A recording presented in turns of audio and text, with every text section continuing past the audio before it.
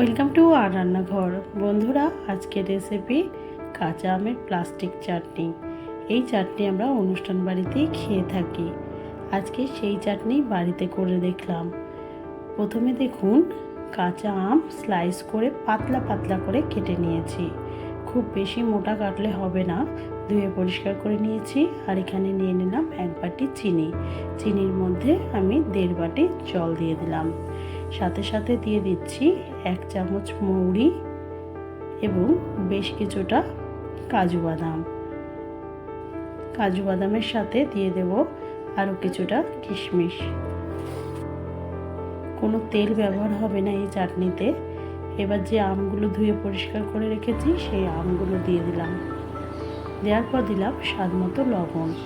আমটা একটু খেয়ে দেখে নেবেন যে টক কতটা। যদি বেশি টক থাকে তাহলে লবণের পরিমাণ আর একটু বাড়িয়ে দেবেন। এবার দিয়ে দিলাম 1/2 চামচের অল্প একটু হলুদ গুঁড়ো এবং 1/2 চামচেরও অল্প একটু শুকনো লঙ্কার গুঁড়ো রঙের জন্য। এবার আরও একবার নাড়াচাড়া করে আমটা সেদ্ধ হওয়ার জন্য দেব। তার জন্য একটা ঢাকা দিয়ে দিলাম।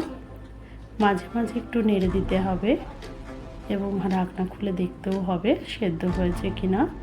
একবার ঢাকনা খুলে দেখা যাক যে কতটা সেদ্ধ হলো।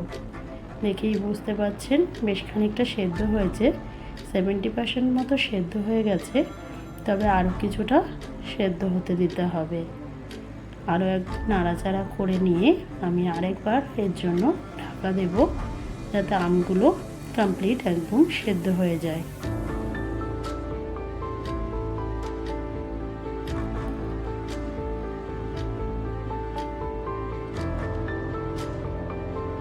চলুন তাহলে আরও একবার ঢাকা দেওয়া যাক।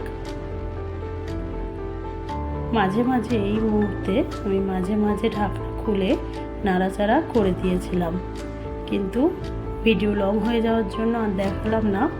শেষ মোমেন্টে দেখুন কাঁচা আমের প্লাস্টিক চাটনি প্রায় রেডি এবং কালারটা ঠিক এইরকম এসছে। এবার আমি একটা কাচের পাত্রে চাটনিটা নামিয়ে নিলাম।